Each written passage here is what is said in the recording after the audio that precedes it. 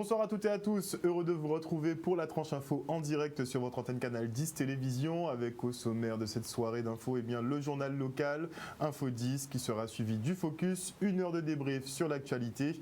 Et ce mardi, on parle encore de nouvelles technologies, on parlera d'intelligence artificielle et de réalité augmentée. Vous aurez plus de base justement sur ces notions futuristes, n'est-ce pas? Et on recevra des membres de l'association Webash, mais pour l'instant place à l'actu.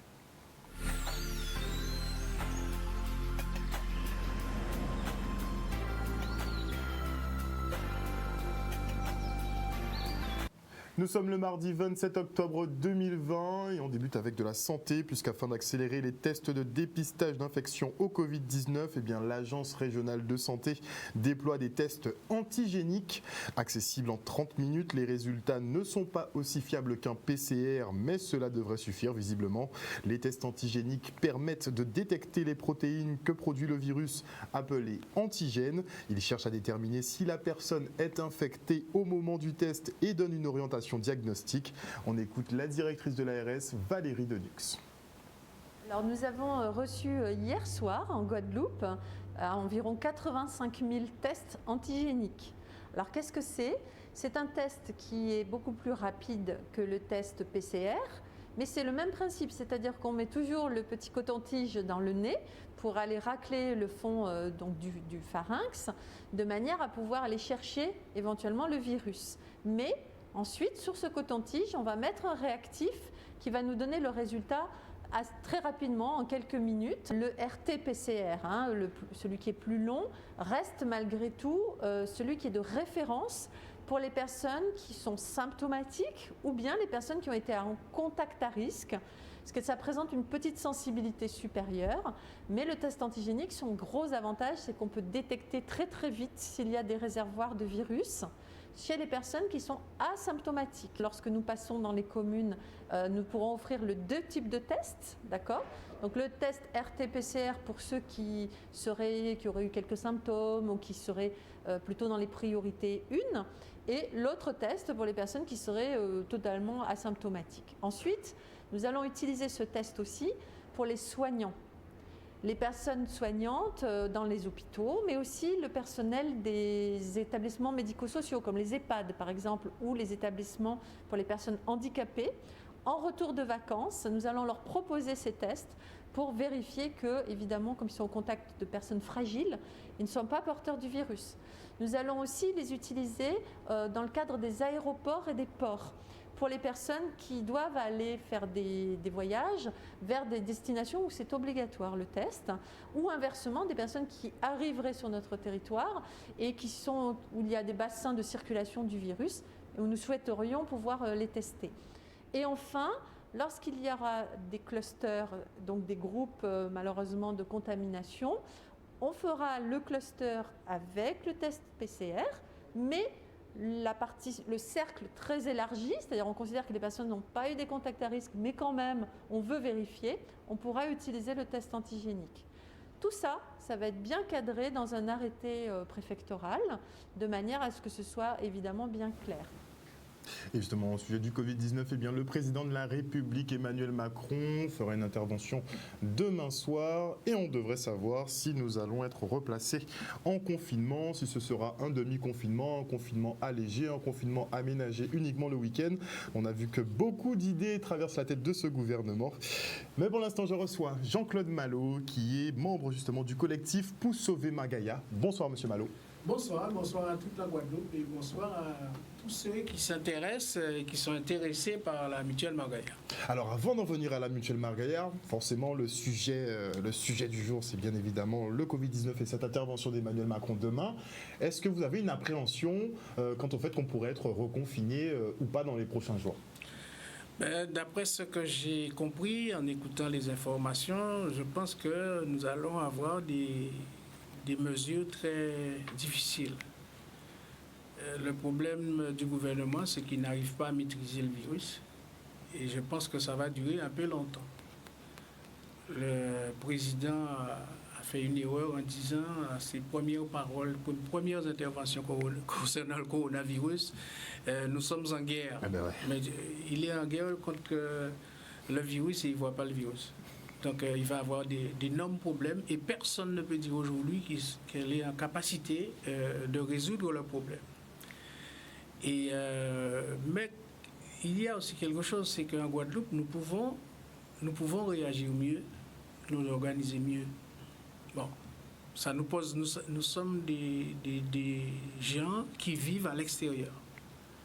Et par conséquent, c'est vrai que nous devons nous protéger, mais peut-être pas comme on l'indique. Moi, ce que je dis aux gens, c'est que manger sainement, manger, qui va permettre de vous donner vitamines et anticorps suffisamment forts pour résister. Parce que nous toujours ni virus, hein, mais c'est force à corps, nous, force à ça, nous allons manger, vitamines que nous allons prendre qui va permettre de nous qu'aimer. Manger comme zaboka, manger le fruit à jeun le matin, et vous pouvez malade comme moi, parce qu'il n'y a pas de bon symptôme. Il y a une épicerie 65 ans. Donc on pourrait trouver d'autres solutions qui sont plus en harmonie justement avec mais qui correspondent aussi là nous vivons là. Aussi. Alors justement, il y a quelques semaines de cela, le collectif Pour sauver Margaïa a interpellé la population sur la situation de la seule mutuelle guadeloupéenne. La semaine dernière sur ce plateau, le service justement de communication de la mutuelle Margaïa est venu nous dire que tout allait bien, qu'il n'y avait pas de faillite et qu'il n'y avait pas de reprise possible par le groupe Harmonie. Vous avez demandé un droit de réponse. Pourquoi, monsieur Mal? Première chose, parce que la mutuelle Margaïa a voulu ici rassurer la population que ça va. Pour l'instant, ça ne va pas. Ou en tout cas, nous avons pris le chemin de la descente aux enfers, comme on dit. Et je m'explique. Première chose, que ça ne va pas, puisque toutes les personnes qui sont concernées par mutuelle Margaïa, qu'il s'agisse du personnel qui, depuis 2012, explique et dit que la façon dont est géré Margaïa, ça nous amènera vers une fusion à une autre mutuelle. Et à cette époque-là, il disait le mutuelle en métropole. Ensuite, Margaïa a perdu plusieurs milliers d'adhérents, de clients entre 2012 et 2018. Ensuite, ils disent que bon, voilà, il y a de l'argent, on n'est pas là. Oui, mais on a pris le chemin. Donc c'est ce qui vous inquiète? Puisqu'il y a une consultation 2019 qui dit que malgré une fusion avec Humanité Solidaire en Martinique, qui a emmené la somme de 1 324 000 € de cotisation, eh bien, Margaïa est en situation difficile et son activité est en baisse et c'est peu profitable, malgré la fusion avec cette mutuelle en Martinique. D'accord. Les responsables de Margaïa, en novembre 2019, les administrateurs ont décidé qu'il fallait résilier les deux contrats de gestion avec Harmonie Mutuelle et aussi qu'ils veulent reprendre leurs fichiers parce que Harmonie Mutuelle a fusionné justement les fichiers de Margaïa et d'Harmonie Mutuelle, ce qui rend difficile justement la demande de résilier. Alors si vous décidez de résilier, c'est que vous avez été déçu. Justement, c'est pas ce à quoi vous vous attendiez. Et la commerciale qui est intervenue a bien dit, quand nous avons signé les deux contrats de gestion, nous avons pensé que ça allait nous permettre de nous développer. C'est l'inverse.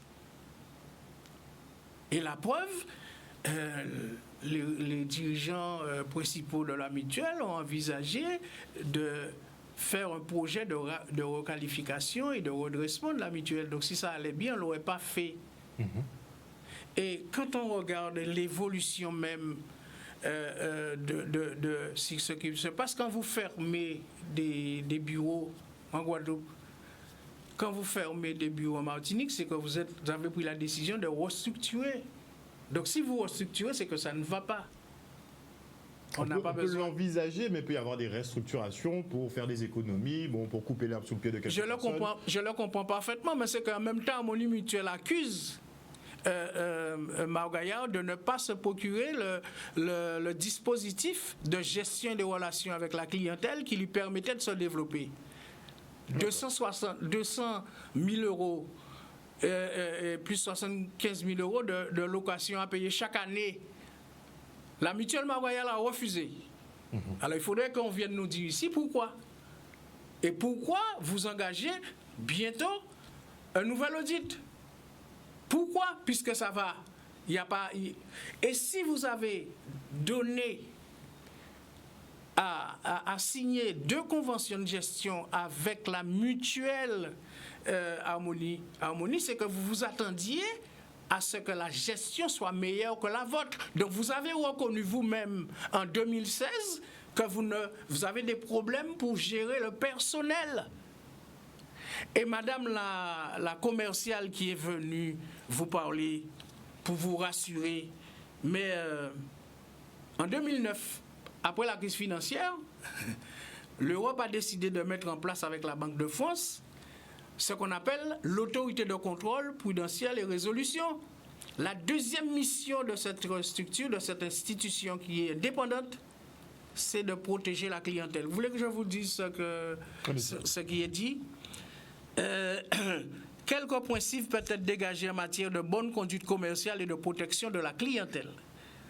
Le premier est de veiller à la bonne information du client et à la loyauté des explications qui lui sont données, y compris sur les frais et les risques.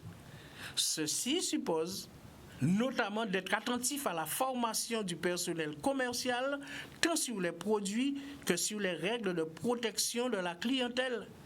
Le deuxième est qu'il ne s'agit pas seulement de gérer le risque de conformité du professionnel, mais également de veiller à ce que les intérêts du client soient bien pris en compte en toutes circonstances. Et de ce point de vue, la culture d'entreprise promue par les dirigeants, la gouvernance et la surveillance des produits et la politique de prévention des conflits d'intérêts joue un rôle primordial. Demandez aux adhérents, à la clientèle de la mutuelle, est-ce que ça existe?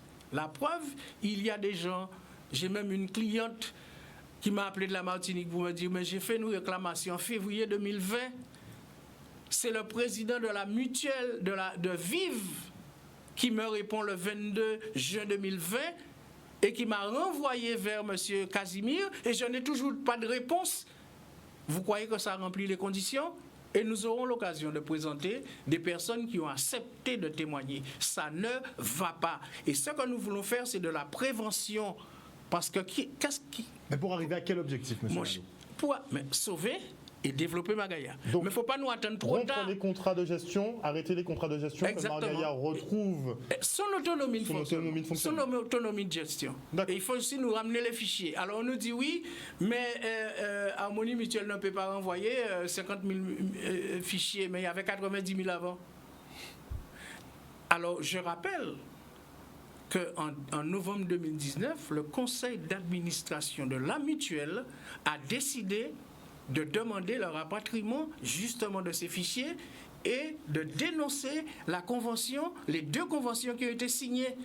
Or, qu'est-ce qui se passe? Nous avons l'impression que la manière même dont Harmonie Mutuelle pose le problème et que Vive en plus a refusé en donnant des avis défavorables, c'est qu'il y a un problème.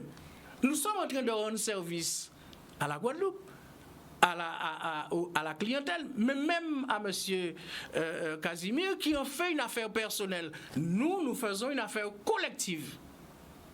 Et lui, il en fait une affaire personnelle. Il se trompe. Au contraire, puisque Vive a donné un avis défavorable, profitez de cet élan de la clientèle pour dire, mais associons-nous, justement, pour que nous ayons plus de force en face de la mutuelle.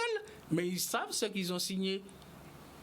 Et donc, si Vive se permet de donner 2 avis défavorables, c'est qu'il sait que ce qui a été signé rend impossible l'autonomie de la reprise de l'autonomie de gestion et qu'on va vers la fusion. Mais monsieur le président, lors de ses vœux en 2017, je me permets de lire pour que toute la Guadeloupe, la Martinique et la Guyane savent.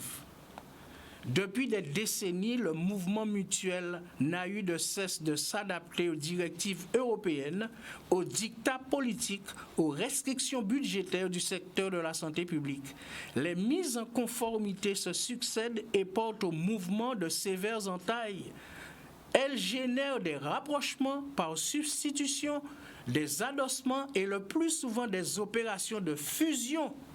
Le mot d'ordre de nos dirigeants politiques est le regroupement arbitré par la CPR, l'autorité de contrôle prudentiel et résolution, qui met toujours le droit là où ça fait mal. Et pourquoi, Monsieur le Président de la Mutuelle Margaya nous a dit non, il n'y a pas de problème de financement pour l'instant. Margaya en prend le chemin, je persiste et je signe. Et il a dit tout va bien, c'est une question de conformité. Mais comment travailler avec l'harmonie mutuelle créée en 2012 pour améliorer justement la gestion du personnel, retrouver, développer Margaya? Vous refusez, vous disent, bon voilà, on ne peut pas le faire. C'est qu'ils ont décidé, d'un point de vue politique, de créer les conditions pour que Margaya soit dans la fusion-absorption et peut-être même dès l'année prochaine. Je dis peut-être même dans l'année prochaine. Mais nous disons à la Guadeloupe, à la Guyane, à la Martinique, nous n'accepterons pas cela. Nous ne pouvons pas accepter de tuer ou de voir mourir nos aïeux une nouvelle fois parce qu'ils ont toujours dit qu'il y aura un Margaya.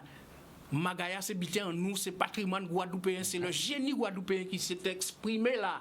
On ne peut pas accepter que la mutuelle Margaya disparaisse, comme on l'a vu pour l'union départementale des mutuelles de la Guadeloupe. Là, on passait à l'assainissement, là, on voit un bâtiment là, c'est là où on peut faire réunion, toute qualité on peut faire réunion. Alors, chaque fois que Guadeloupe font habiter, il faut montrer à travers des décisions qu'on prend, nous ne sommes pas capables. Mais c'est justement ce qui est exprimé aujourd'hui. Et ensuite, j'ai entendu dire...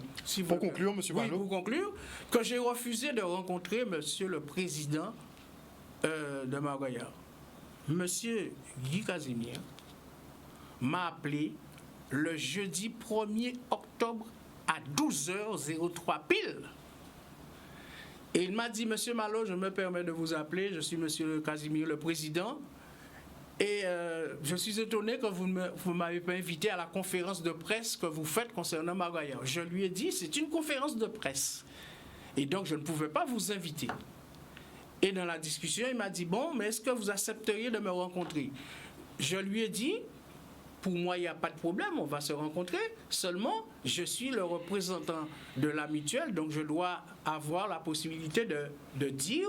le président de KSDM, de dire aux administrateurs, voilà la demande. Donc, pour me permettre de bien leur présenter la situation, faites-moi un courrier pour confirmer votre demande.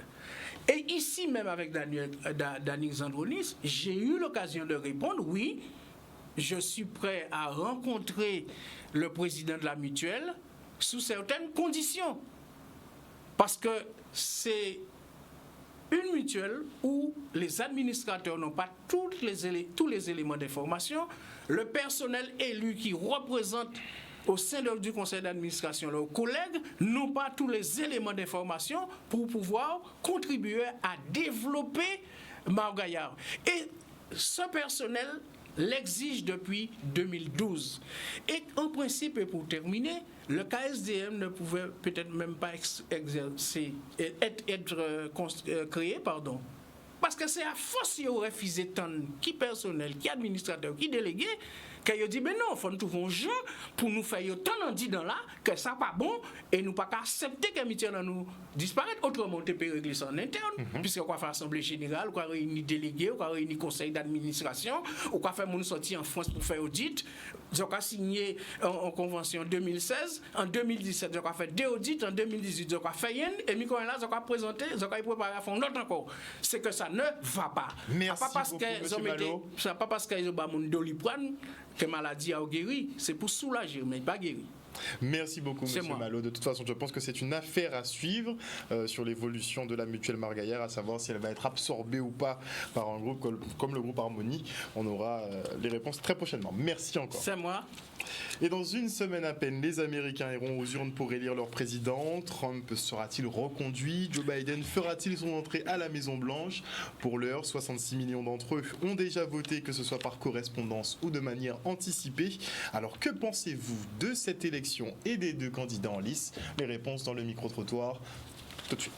Ouh là là, vous me prenez à froid là. Qu'est-ce que je pense? Difficile. Et bon, moi je ne prends pas parti pour l'un ou l'autre, hein, Biden ou Trump. J'ai bien aimé qu'on chasse celui qui est là. Pourquoi? Parce que c'est pas sérieux, il fait rien de bon. Non, je ne suis pas. Au début, je regardais, donc je ne pouvais pas continuer à regarder. Ça ne m'a pas plu, donc j'ai arrêté. Mais vous voyez, pour le corona, comme il avait dit que c'était la couillonnade et lui-même trappé. Et je me demande si c'est vrai, il a trappé. Ça m'arrive. Je vis en France, j'écoute les infos, c'est pas plus. Ah, moi, ça m'intéresse pas trop. Je suis pas trop intéressée. C'est un gros bordel, ouais. Ah, c'est un gros bordel. On nous propose 2 candidats qui seraient prêts pour aller dans des maisons de retraite. C'est 2 vieux. Alors là, je suis pas là à faire. Je suis pas là à faire actuellement, mais je sais pas quoi dire, je suis pas là à faire. Personnellement, moi, je suis plutôt anti-Trump, évidemment. Mais même Biden, je le regarde aller, puis je trouve que c'est une blague. Tu sais, moi, je suis d'origine canadienne, ça doit s'entendre. On regarde ça avec un œil plutôt moqueur. C'est soit la peste ou le choléra, voilà. Les élections américaines, je les suis, comme tout bon citoyen, je suis. Oui, ça m'intéresse et je suis de près, puisque je me demande bien qui va reconduire ce pays et est-ce que Donald Trump va être reconduit, est-ce que Biden va remporter les suffrages. En fait, c'est le grand suspense. Pas vraiment d'élection Guadeloupe avant, hein. Habitant aux États-Unis, il n'y a pas de problème, mais ça va, mais sans Guadeloupe, hein. Bonne question. Est-ce qu'il va passer, il va pas passer? Je ne sais pas, c'est mitigé.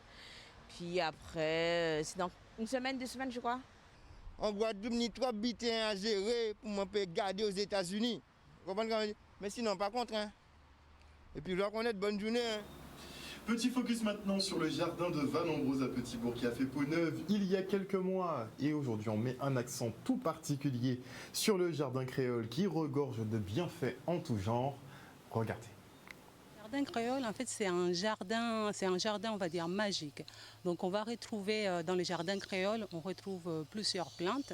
Donc, on va retrouver les plantes médicinales, les plantes potagères, les plantes ornementales parce qu'elles ont leur rôle. Et on va trouver aussi les plantes magico-religieuses. C'est toutes les plantes qu'on avait l'habitude, que les anciens avaient avant autour de chez eux. Donc ils avaient un jardin créole avec toutes ces plantes-là, qui la plupart ont eu tendance à disparaître. Les plantes magico-religieuses ont la fonction en fait de protéger les lieux. Donc il faut se rappeler qu'avant, les jardins créoles, ils étaient à proximité des maisons. Donc on mettait ces plantes-là magico-religieuses non seulement pour protéger les jardins, mais aussi pour protéger les cases créoles. Ici, on est à côté du muscadier. Donc c'est notre arbre sorcière. Donc quand on le regarde, on voit bien qu'il a la forme d'un balai à sorcière. En regardant ses racines qui ressortent de la terre, c'est vraiment extraordinaire. Donc c'est un arbre qui donne la muscade. Donc cette muscade, elle est très souvent utilisée pour tout ce qui est les magies, pour la magie, pour la divination, pour tout ce qui est la connaissance et aussi pour libérer en fait le pouvoir psychique de l'esprit. Donc à consommer avec modération parce qu'elle est hallucinogène. On a ce qu'on appelle le trèfle caraïbe, c'est une plante grimpante. On a aussi la cordyline, on a aussi le nephchémis. On départ à l'accueil et du coup on fait une visite guidée pour avoir une vue globale du jardin. Donc ça dure environ 10 minutes et puis on revient à l'accueil et la suite se passe à pied. Il est très apprécié, surtout au niveau des enfants.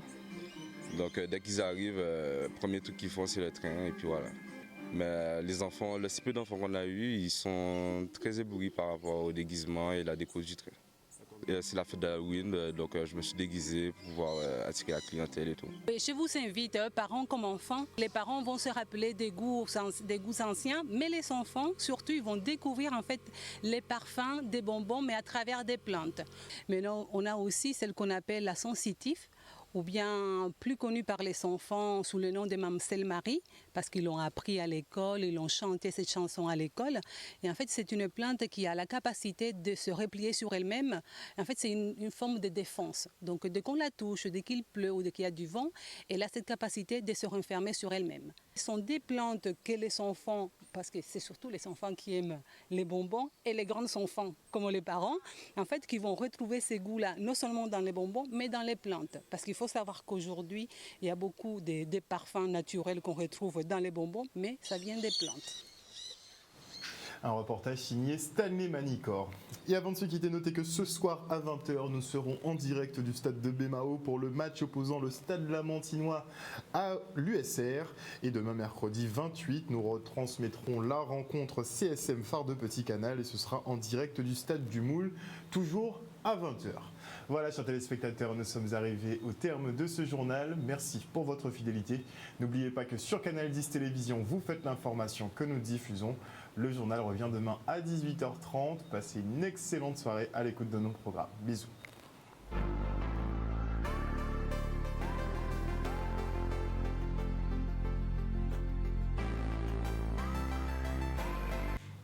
Et à venir justement dans la tranche info sur Canal 10, le focus, 1 heure de débat sur l'actualité. Et ce soir, on va continuer un peu sur les nouvelles technologies parce qu'il faut qu'on se mette à jour. Et nous recevons des membres de l'association Webash. On parlera intelligence artificielle et hologramme ou de la réalité augmentée, la 7D aussi. Mais avant la coupure pub, je dis bonsoir donc à Teddy Bamberg, bonsoir à Pierre Archimède, bonsoir à El Canario Valentino Cardona, bonsoir à Jimmy, bonsoir à Marie-Hélène Borès et bonsoir à Odile Zingilet, bonsoir à tous ceux qui nous suivent sur les réseaux ou bien dans leur canapé à la télévision. On se retrouve après la pub.